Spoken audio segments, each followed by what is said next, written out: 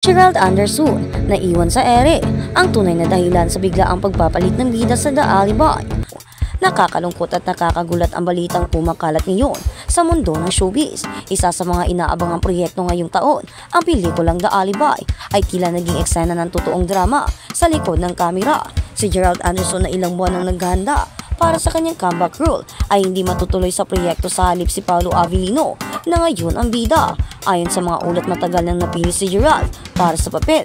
Siya ay dumaan sa mahabang audition process, nakipag-meeting sa production team at sinasabing nagsimula na ring mag-training para sa ilang eksenang aksyon. Ipinagmamalaki pa nga nito sa ilang fans club, sabik na muling pagbabalik niya sa mga seryosong acting. Ngunit isang linggo bago ang official announcement ng pelikula, may bigla ang pagbabago. Isang source ay nagsabi na may creative shift na naganap at naisip ng director at management na si Paolo Avellino ang mas akmang gaganap sa karakter. Wala o man ang official statement si Gerald tungkol dito, ngunit ayon sa malapit sa kanya, siya ay labis na nasaktan.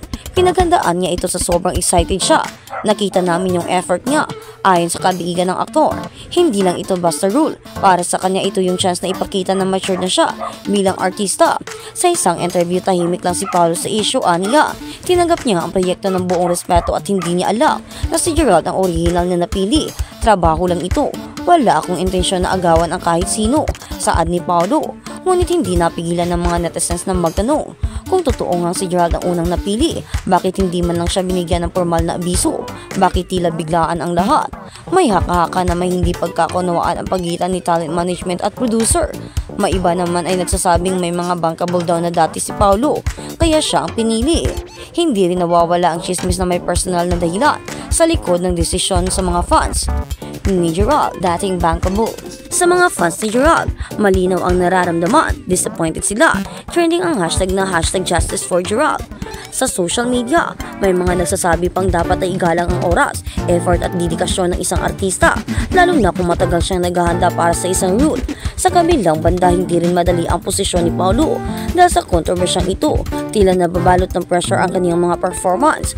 Marami ang nagsasabing kailangan na niyang patunayan na siya nga ang tamang choice. Ang The Alibi ay isang psychological crime thriller kung saan ang bida ay isang lalaki na nasangkot sa isang kaso ng ayon sa produksyon. Ang pelikula ay mapapanood sa mga sinihan sa darating na buwan. Ngunit kahit hindi pa ito napalabas, mainit na itong pinag-uusapan. Sa dulo ng lahat ng ito, isa lang ang malinaw, sa showbiz, hindi sapat ang galing at sipag. Kailangan mo rin ng tamang timing, suporta at minsan swerte. Sana'y makabalik si Gerald sa isang mas maganda at patas na mga pagkakataon. Baka hindi lang ito ang kanyang pagkakataon. Kaya naman Gerald, sana ay huwag kang malungkot. Baka may mga better pa na version o better pa na istorya or movies na iyong magaganap or iyong magagampanan. Kaya naman sana huwag kang maging malungkot, Gerald. Alam naman natin na magaling kang artista, kaya lumaban ka lang. Darating din ang panahon at papaboran ka rin. Kaya naman laban lang, huwag ka nang malungkot dyan. At sa kabilang banda, unexpected moment Gerald Anderson, sinurpresa si Julia Barreto sa Eat Bulaga. Ang matamis nilang on-cam interaction, nag-iiwan ng hiyawan sa kilig. Sinalubong ng mga fans ang isang surprise ng sandali ng pag-iibigan at pananabik sa pambansang telebisyon. Nang ang aktor na si Gerald Anderson ay gumawa ng hindi ipinapaalam na paglabas sa Eat Bulaga at sa hindi inaasahang pagkakataon ay natuwa ang kaniyang real-life partner na si Julia Barreto. Sa entablado sa harap ng live na manunood at milyon-milyong manonood sa bahay, ay nagsimula bilang isang regular na guesting para kay Julia, ay naging isa sa mga pinagkausapang kilig romantic thrill moment sa kamakailang kasaysayan ng TV. Ang hindi inaasahang on-air na galaw ni Gerald ay umalis sa studio na sumisigaw ang mga host ay hindi nakaimik at ang tagahanga sa buong social media ay nanghihina. Isang surprise ang walang nakakitang paparty. Nagsimula ang episode gaya ng dati kasama ang Itbulaga host na tinatanggap si Julia Barreto bilang isang espesyal na panauhin para ipromote ang kanyang upcoming movie. Nakasuot ng puting damit at kumikislap sa kanyang signature smile. Ibinigay din ni Julia ang mga tao sa kanyang wit at voice, lingid sa kanyang kaalaman at sa mga manonood.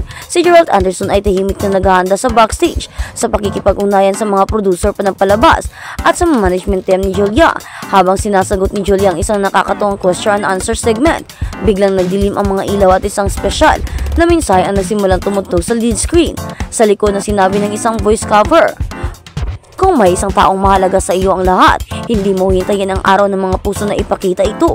Habang pabalik ang kamera sa entablado, Lumabas si Gerald Anderson na may hawak na isang bouquet ng mga bulaklak at isang maliit na kahon ng regalo. Sa tunog ng ligaw ay natagay at tiningal sa mula sa madla. Ang walang katumbas na reaksyon ni Julia. Halatang natigilan si Julia na unawaan ng tumawa pagkatapos ay tinakpan ang kanyang bibig sa hindi makakapaniwala at tuloy ang tumakbo sa mga bisig ni Gerald. Ang kadalasang binubuo ng actress ay sinira ang karakter saglit habang mga ito ay sumisigaw ng kilig na kilig na kilig. Kaya naman marami ngayon ang sumaya at nakakilig nga naman talaga ang ginawa ni Gerald Anderson. Ikaw nga ba naman nagbigay ng mga regalo sa harapan ng maraming tao at meron pang maliit na box lumuhod ka pa? Kaya naman talagang mag-e-expect ka, win mo na at baka maunahan ka pa ng iba. Inabot ni Gerald sa kanya ang mga bulaklak at niyakap siya ng mahigpit bago bumulong kung ano sa kanyang tinga na hanggang ngayon nangingalo pa rin ang mga tagahanga. Nagbiro ang host na si Paolo Ballesteros. Grabe parang telestory in real life. Kami na rin sana. O si Julia sinusubukang i-compose ang sarili ay nagsabi sa Me, I didn't expect this all at all. Oh my God, akala ko nandito lang ako para sa promo. Lumingon si Gerald sa karamihan at sinabi, gusto ko lang ipakita sa kanya kung gaano ako ka-proud sa kanya. She's been working so hard. She deserves to be celebrated. Nagputok ang mga fans sa social media. Ang mataping sa sorpresa ay agad na sumabog sa mga platform ng social media. Ang mga clip na sandali ay napanood sa TikTok, Instagram at Facebook na nakakuha ng milyon-milyong views sa loob lamang ng ilang oras. Si Gerald ay isang birding bendela. Sinong nagsusurpresa na ganyan sa girlfriend nila sa live TV? Umiiyak ako at hindi ko sila kilala ng personal. We need a telestory with Gerald and Julia ASAP. Kahit na ang mga netizens na hindi napigilan, pa laging tagahanga ng mag-asawa, ay umami na ang sandaling iyon ay nadama na tunay, romantiko at napaka-refresh sa gitna ng karamihang celebrity drama sa local na showbiz. Gerald and Julia, a love story under the spotlight. Sina Gerald Anderson at Julia Barreto ay nagkaroon ng isa sa mga pinakasusuri na relasyon sa Philippine entertainment. Nagsimula ang kanilang love story sa gitna ng kontrobersya noong 2018. Sa kabila ng reaksyon sa publiko matino ng pagsisiyasat ng media ay nanatiling matatag ang dalawa. Kalaunan ay nakumpirma ang kanilang relasyon noong 2021. Simula noon pinanatili nila ang isang mahabang ng pag-iibigan na piniling ilayo ang karamihan sa kanilang reaksyon sa spotlight hanggang sa ngayon. Ang bihirang papublikong deklarasyon ng pag-ibig mula kay Gerald ay hindi lamang pagbibigay sa kanilang pagsasama, ngunit nakakatulong din sa pagbabago ng damdamin ng publiko sa kanilang pabor. Mga reaksyon ng ilang celebrity at influencer ang nag-react sa viral photo. Kabilang sa mga ito nagkomento si Kim Chiu, ang dating on-screen partner ni Gerald. Napakatamis, ang pag-ibig ay pag-ibig. Masaya para sa inyong dalawa. Nirepost ni Maris Racal ang clip at nagsulat, ito ang uri ng sorpresang nararapat sa bawat babae. Good job Gerald. Maging si Vice Ganda na kilala sa pagiging prangka sa mga celebrity couple ay nag-tweet. Kaya pala blooming si Julia these days inspired. Nanonood pa rin ang mga kritiko, bagamat positibo ang karamihan sa mga tugon.